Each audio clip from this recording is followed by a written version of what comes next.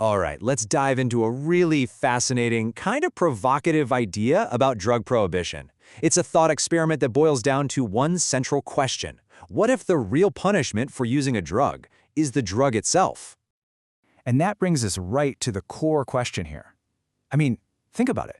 If a drug's side effects are really that bad, so destructive, why do we even need laws to ban it? Shouldn't the awful experience of using it be enough to stop people?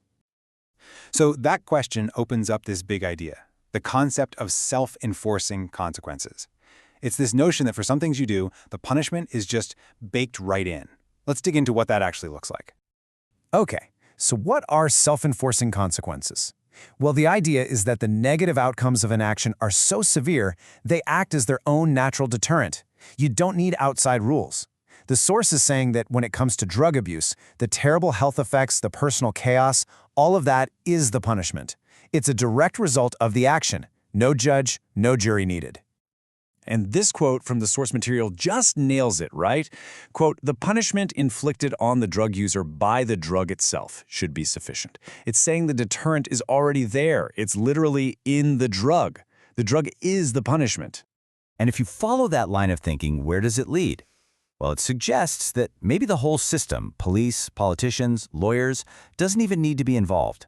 I mean, if the drug punishes the user on its own, are we spending massive amounts of time and money on a problem that technically solves itself?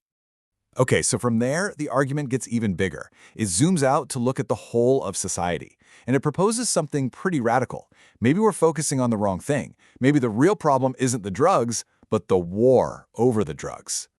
You know what I'm talking about? The intense fighting we see in communities, the political tug of war, how it divides people. The source points out that this constant conflict actually creates its own set of problems, a whole new layer of damage to society. So this really forces us to separate two different things. On one side, you've got the problems caused by the drug itself, the health issues, the personal stuff.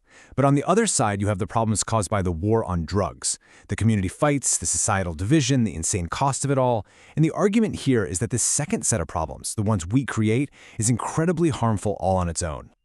So you have to ask, has all that societal cost been worth it? Has the war on drugs actually worked? Well, according to the source material we're looking at, the answer is a pretty clear no.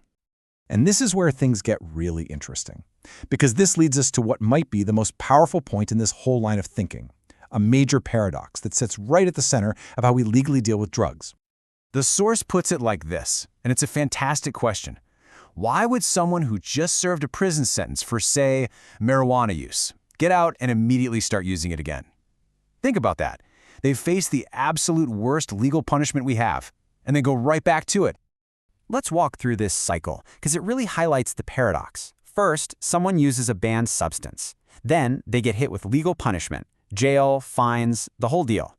They do their time, and what happens next? They go right back to using. I mean, the legal punishment is supposed to be the big deterrent, way worse than anything the drug could do. But if that were true, why does this cycle happen over and over? It kind of blows a hole in the whole logic of deterrence, doesn't it? And what's really striking is that this whole way of thinking, this idea that the drug is its own punishment, is almost never brought up in the big public debates about drug policy. It's like a huge piece of the puzzle that just gets ignored. So the source really leaves us with this one big lingering question. Is the war on drugs fighting a battle that the drugs themselves have already won? Are we fighting against a person, or are we fighting against a consequence that's already built in? It's a pretty powerful idea to chew on. Thanks for tuning in.